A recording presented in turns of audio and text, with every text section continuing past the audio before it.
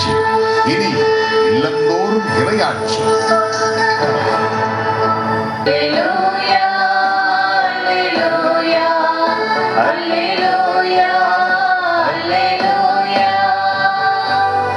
தந்தையே, விண்ணுக்கும் மண்ணுக்கும் ஆண்டவரே, உம்மை போற்றுகிறேன்.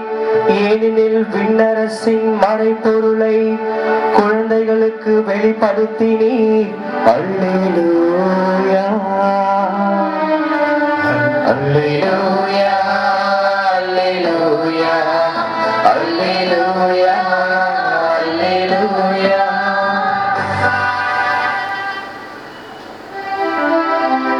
ஆண்டவர்களோடு இருப்பாராக.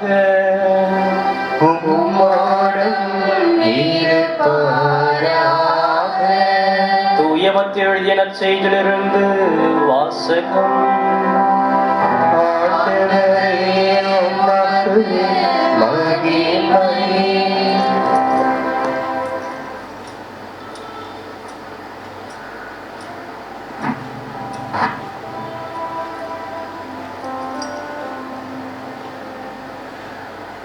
மத்தேயு எழுதிய நற்செய்தி பிரிவு 11 இறை வார்த்தைகள் 25 முதல் 30 முடிய. அக்காலத்தில் இயேசு கூறியது: தந்தையே, விண்ணுக்கும் மண்ணுக்கும் ஆண்டவரே, உம்மை போற்றுகிறேன். ஏனெனில் ஞானிகளுக்கும் அறிஞர்களுக்கும் இவற்றை மறைத்து குழந்தைகளுக்கு வெளிப்படுத்தினீர். ஆம் தந்தையே, இதுவே உமது திருவுளம். என் தந்தை எல்லாவற்றையும் என்னிடத்தில் ஒப்படைத்திருக்கிறார்.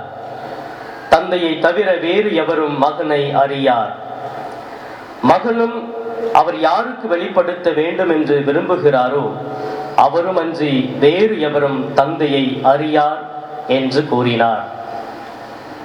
மேலும் அவர், பெரும் சுமை சுமந்து சோர்ந்திருப்பவர்களே, எல்லாரும் என்னிடம் வாருங்கள், நான் உங்களுக்கு இளைப்பாறுதல் தருவேன்.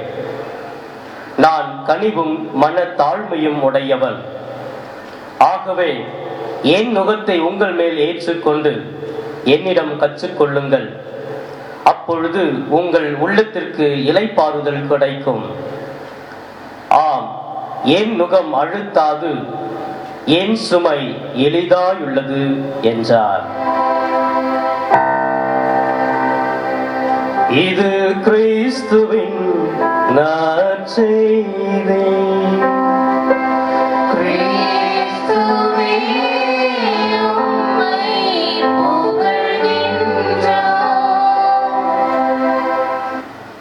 எல்லாரும் இயேசுவில் பிரியமானவர்களே, இன்று நாம் ஆண்டின் பொதுக்காலம் 14வது ஞாயிறை அடியெடுத்து வைக்கிறோம். ஒவ்வொருவருமே சுமைகளோடு இருப்பதை ஆண்டவர் விரும்புவதில்லை. அந்த சிந்தனையில் தான் இன்றைய 3 வாசகங்களும் அமைந்திருக்கிறது. முதல் வாசகத்திலே இறைவாக்கினர் செக்கரியா பாலஸ்தீனத்திலிருந்து, பாபிலோனிய அடிமைத்தனத்திலே இருந்து வாழ்ந்திருந்த இஸ்ரேல் மக்கள், நாங்கள் எப்பொழுது ஆண்டவர் கொடுக்கிற காட்டின் அந்த நாட்டை அடைவோம், அவருடைய இல்லத்திலே நாங்கள் தங்கி மகிழ்வோம் என்று சுமைகளோடு இருந்தார்கள். நாங்கள் எப்ப அந்த நாட்டை போய் அடைய போகிறோம் என்ற கவலை அவர்களை ஆழ்த்தி கொண்டிருந்தது. இந்த சூழ்நிலையில் தான் இந்த இறைவாக்கினர், 12 சிறிய இறைவாக்கினர் என்று சொல்வார்கள், அதிலே ஒருவர் தான் இந்த இறைவாக்கினர் செக்கரியா. இவர் இந்த இஸ்ரேல் மக்களுக்கு உரைத்த இந்த இறைவாக்கு என்னவென்றால், அவர்கள் அப்படி சுமைகளோடு வாழ்ந்த அந்த நேரத்திலே உங்களை மீட்க ஒரு மீட்பர் வரப்போகிறார், அவர் கழுதின் மீது வரப்போகிறார், மரியா என்னுடைய வயிற்றிலே பிறக்க போகிறார் என்ற ஒரு உன்னதமான செய்தியை இந்த மக்களுக்கு கூறி, உங்களுடைய சுமைகளை எல்லாம் இறக்கி வையுங்கள், தேவையில்லாத சுமைகளை சுமந்து கொண்டு நீங்கள் செல்ல வேண்டாம், ஆண்டவர் உங்களை மீட்க வருகிறார் என்று இறைவாக்கு உழைப்பதுதான் இன்றைய முதல் வாசகம். இரண்டாவது வாசகத்திலே தூய பவுல் ரோமை நகர மக்களுக்கு எழுதுகிறார் ஒரு அருமையான கடிதம். கிறிஸ்தவர்களாக வாழ்ந்து கொண்டிருக்கிற இந்த ரோமை நகர மக்கள் தீய இச்சையில ஈடுபட்டு பாவ வாழ்க்கையில வாழ்ந்து கொண்டிருப்பதை கேள்விப்பட்ட தூய பவுல் எழுதுகிறார், பாவம் என்கிற சுமையால் நீங்கள் வாழ்ந்து கொண்டிருக்கிறீர்கள், இந்த இச்சையோடு வாழ்ந்து கொண்டிருக்கிற வாழ்வை இயேசு விரும்புவதில்லை. எனவே இந்த பாவ வாழ்க்கை, இந்த பாவ சுமையை நீங்கள் இறக்கி வைக்க வேண்டும் என்றால் அது உங்களால் முடியாது. மாறாக தூய ஆவியால் மாத்திரமே அந்த சுமைகளை இறக்கி வைக்க முடியும். எனவே இந்த பாவ சுமைகளை சுமந்து கொண்டிருக்கிற நீங்கள் அந்த சுமையை இறக்கி வைக்க தூய பரிசுத்த ஆவியானவருடைய துணையை நாடுகள் என்று தூய பவுல் ரோமை நகர மக்களுக்கு கடிதம் எழுதுகிறார். அவர்களுடைய சுமை பாவமாக இருந்தது. இதை நற்செய்தியை நாம் படிக்க கேட்டோம். 2 விதமான பகுதிகள். ஒன்று, ஆண்டவர் இயேசு கிறிஸ்து கடவுளை போற்றுகிறார், போற்றி புகழ்கிறார். 2வது பகுதியிலே, பெரும் சுமை சுமந்து இருப்பவர்களே எல்லோரும் என்னிடம் வாருங்கள், நான் உங்களுக்கு இளைப்பாறுதல் தருவேன், என்னுடைய சுமை உங்களை அழுத்தாது, அது எளிதாய் இருக்கும் என்று சொல்லி அருமையாக இயேசு கிறிஸ்து அழைப்பு விடுக்கிறார். எனவே இந்த 3 வாசகங்களுடைய அடிப்படையிலே நாம் ஒவ்வொருவரும் நம்முடைய சுமைகளை இறக்கி வைக்க வேண்டும். தேவையில்லாத சுமைகளை நாம் சுமந்து செல்லக்கூடாது என்பதுதான் திருச்சபையும் சரி இயேசுவும் சரி நமக்கு அழைப்பு விடுக்கிறார்கள். இப்படிப்பட்ட சுமையை நாம் சுமந்து கொண்டிருக்கிறோமா அல்லது ஆண்டவரிடத்தில் இறக்கி வைக்க முயற்சி செய்கிறோமா என்பதுதான் இந்த வாரத்தினுடைய சிந்தனையாக இருக்கிறது. பிரியமானவர்களே, இந்த சுமைகள் என்றால் என்ன? எந்த சுமையை நாம் சுமந்து கொண்டிருக்கிறோம்? எல்லா சுமைகள், நம்ம ஒவ்வொருவருக்குமே ஒரு சுமைகள் உண்டு, கண்ணீர் உண்டு, வேதனை உண்டு. இந்த சுமைகளை எல்லாமே 2 விதமாக நாம் பிரிக்கலாம். ஒன்று, தேவையில்லாத சுமைகள். இதெல்லாம் தேவையில்லை. கோபப்படுறோம், பொறாமப்படுறோம், எதிர்காலத்தை பத்தி ஒரு கவலை, ஐயோ இன்னைக்கு அது நடக்குமா, என்னுடைய மகளுக்கு கல்யாணம் நடக்குமா, இது நடக்குமா என்று எதிர்கால கனவுகள். இன்னும் மற்ற பெயரை கெடுப்பது, எப்பொழுதுமே நாம் சந்தோஷமாக இல்லாமல் மற்ற சந்தோஷத்தையும் கெடுப்பது. இப்படி இது எல்லாம் நமக்கு தேவையில்லாத சுமைகள். கோபப்படுறோம், எரிச்சல் படுறோம், இது தேவையில்லை. நமக்கு கோபப்பட்ட நமக்கு தான் கெடுதல் என்பது தெரியும், அது தேவையில்லைன்னு தெரியும். இருந்தாலும் அந்த சுமையை நம்ம மேல தூக்கி வச்சுக்கிட்டு தான் இருக்கிறோம். எதிர்கால கனவுகள், ஐயோ இது இப்படி நடக்குமா, என் பிள்ளைக்கு கல்யாணம் நடக்குமா, இந்த வியாதி என்ன வீட்டுக்கு போகுமா அப்படின்னு சொல்லிட்டு தேவையில்லாத எதிர்காலத்தில் என்ன நடக்குமோ அப்படின்னு சொல்லிட்டு உட்காந்து கனவு கண்டுட்டு அந்த சுமையை நம்ம சுமந்து கொண்டு இருக்கிறோம். நமக்கு தெரியும் எதெல்லாம் நமக்கு தேவையில்லை, ஆனா அது எல்லாமே நம்ம தேவையில்லைன்னு தெரிஞ்சும் அது நம்முடைய உடலிலே சரி நாம் சுமந்து கொண்டுதான் இருக்கிறோம். அப்படி தேவையில்லாத சுமைகளை நாம் சுமக்க தேவையில்லை. தேவையில்லாத சுமைகள் தேவையில்லை, அது தூக்கி போட நமக்கு இன்னைக்கு மனம் இல்லாமல் இருக்கிறது. விரும்பாத சுமைகள். என்ன விரும்பாத சுமைகள்? திடீர்னு எனக்கு ஒரு வியாதி வந்துடுது, நான் விரும்பவே இல்லாது. எனக்கு சுகர் வரும், பிபி வரும், இது மாதிரி இந்த ஆக்சிடென்ட் நடக்கும், கால் உடையும், நான் விரும்பவே இல்லை, ஆனா வந்துடுச்சு. வந்த உடனே அந்த விரும்பாத சுமையை நம்ம மேல வச்சுக்கிட்டு, ஐயோ எனக்கு வந்துடுச்சே, எனக்கா சுகர், நான் நல்லா இருந்தேனே, நல்லா விரும்பாத சுமை வந்த உடனே அதை நினைச்சு அந்த சுமையை நாம் பெரிதாக்கி கொண்டே இருக்கிறோம். இப்படி விரும்பாத சுமை என்று சொன்னால் நிறைய இருக்கிறது. காதல் தோல்வி. பல வருடமாக நான் காதலிச்சேன், என்ன கல்யாணம் பண்ணிக்கிறேன்னு சொன்னா, திடீர்னு என்னை விட்டுட்டு போயிட்டான். திடீர்னு நான் விரும்பல, அவனோடு சேர்ந்து வாழ்வோன்னு நினைச்சேன், ஆனா விரும்பாத ஒன்று நடந்தது, சுமையா மாறியது. நானும் என்னுடைய கணவரும் சந்தோஷமா ஆண்டு முழுவதும் இருக்கலாம்னு நினைச்சேன், திடீர்னு ஒரு ஆக்சிடென்ட்ல இறந்து போயிட்டா, நான் தனிமையா இருக்கிறேன், நான் விரும்பவே இல்லை, நான் நினைச்சு கூட பார்க்க என்னுடைய கணவர் இறப்பாருன்னு சொல்லிட்டு விரும்பாத ஒரு சுமை எனக்குள் வந்தது. அதை நினைச்சு நான் அதை பாரமா ஆக்கி என்னுடைய மகிழ்ச்சி நான் சீர்குலைத்துக் கொண்டிருக்கிறேன். இப்படி வாழ்க்கையிலே விரும்பாத சுமைகள். எனக்கு இந்த வியாதி வந்துடுச்சு, இன்னைக்கு மருத்துவமனைக்கு போனாக்கா நம்ம ஒரு சின்ன தலைவலியோட போவோம்.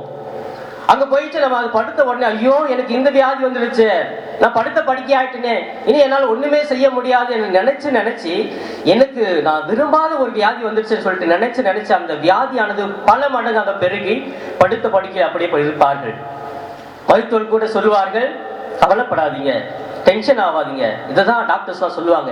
நம்ம அந்த சின்ன வியாதி வச்சுட்டு கவலைப்பட்டு சுமையை மேல வச்சு அழுத்தி அந்த வியாதி கூட அதிகமாவதை இன்று நாம் மருத்துவர் மூலமாக கண்டு கொண்டிருக்கிறோம்.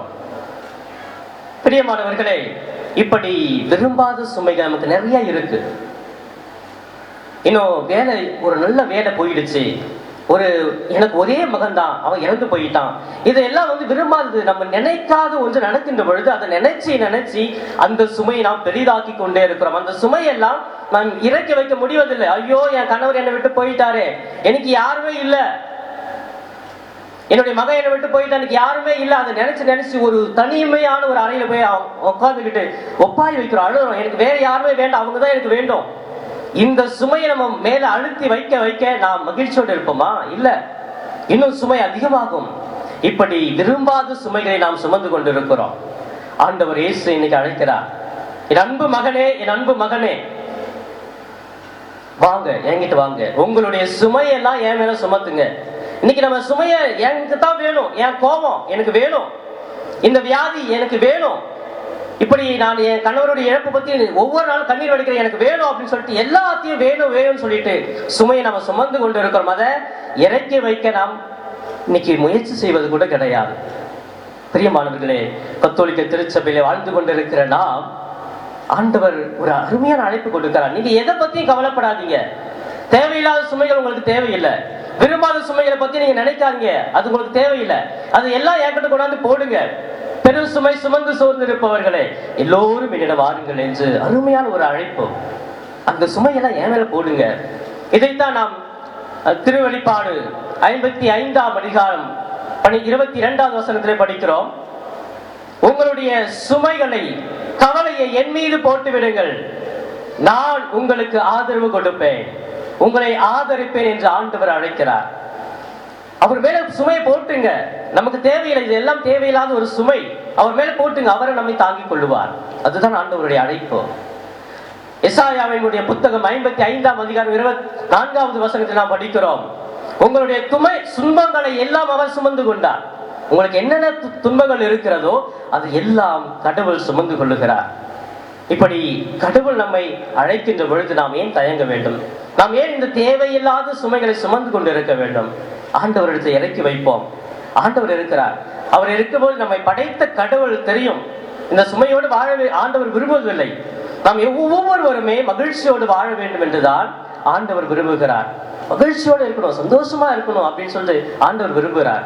அதுக்கு நாம் என்ன செய்யணும்? நம்முடைய உடம்புல இருக்கிற, உள்ளத்துல இருக்கிற அந்த தேவையில்லாத சுமைகளை எல்லாம் ஆண்டவரிடத்துல இறக்கி வைக்கணும். இறக்கி வச்சு பாருங்க, நிச்சயமா நாம் எப்பொழுதுமே சந்தோஷமா இருப்போம். இதோ இந்த வாரத்திலே ஆண்டவர் அழைக்கிறார், உங்களுடைய சுமைகளை எல்லாம் என் மீது சுமத்துங்கள். அந்த சுமைகளை, உங்களுடைய தேவையில்லாத சுமைகளை, விரும்பாத சுமைகளை எல்லாம் என் மீது சுமத்தி விட்டு என்னுடைய சுமைகளை நீங்கள் சுமந்து கொள்ளுங்கள். இயேசுனுடைய சுமை என்ன? நாம் மகிழ்ச்சியோடு இருப்பது, அவருடைய நற்செய்தியின்படி நடப்பது, என்றும் பிறருக்கு நன்மை செய்வது, இதுதான் அவருடைய சுமை. இந்த சுமை நாம் நமதாக மாற்ற வேண்டும். இயேசுவினுடைய சுமை நம்மோடு இருக்கின்ற பொழுது அது எளிதாக இருக்கும், நாம் மகிழ்ச்சியோடு இருப்போம். அதைத்தான் ஆண்டவர் விரும்புகிறார். பிரியமானவரை யோசிப்போம். நாம் நம்முடைய வாழ்க்கையிலே ஒவ்வொரு நாளும் சந்திக்கிற தேவையில்லாத சுமைகள், விரும்பாத சுமைகள் எவ்வளவு நான் தாங்கிக் கொண்டிருக்கிறேன், இது எனக்கு தேவையில்லையே, நான் ஆண்டவரிடத்தில் வைக்க வேண்டும் என்று சொல்லி தொடர்கின்ற இந்த வழியிலே நாம் தொடர்ந்து ஜெபிப்போம். இறைவனுடைய ஆசிரியருக்காக நாம் இந்த கல்வாரி வழியிலே ஜெபிப்போம். நாம் என்று மகிழ்ந்திருக்க ஆண்டவர் உதவுவார். ஆமென்.